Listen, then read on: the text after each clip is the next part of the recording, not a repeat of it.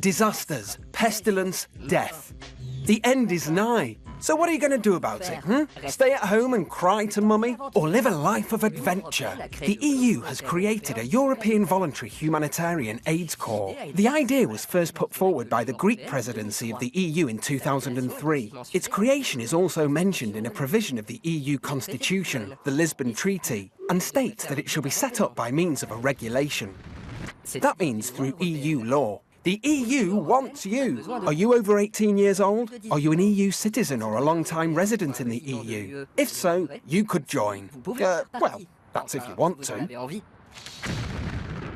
Hey, I'm not a recruitment officer, but it does sound interesting. The EU Aid Volunteers is open to people of all ages and skills. Volunteers will be sent into areas where natural or man-made disasters occur. They won't be sent to areas with political conflicts. This is Colm. He's never left Europe before, not even 1 foot outside the EU borders. But now he's going on a year-long trip as part of a pilot scheme run by Save the Children UK. First, he'll complete a training course. We are testing them and challenging them, particularly in the scenario-based exercises, to look at how do they work under pressure.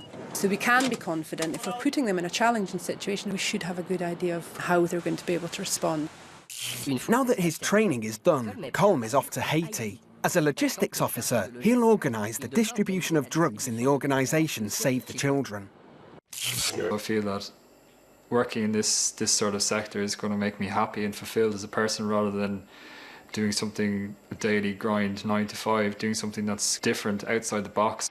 I place a real high value on volunteers. Having a person like Colm who's dedicated and committed does help us make a difference. Colm is involved in one of a number of pilot projects leading up to the start of the initiative.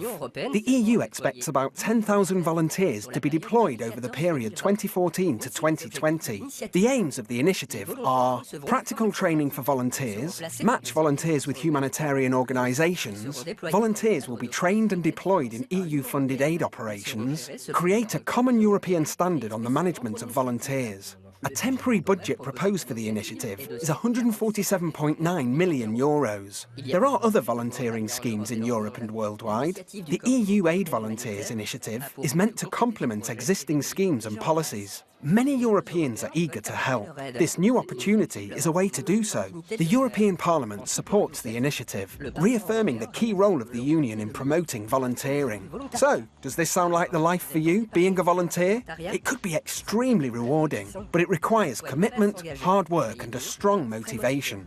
You could alleviate suffering and improve the lives of others. Well, it's something to think about. Bye!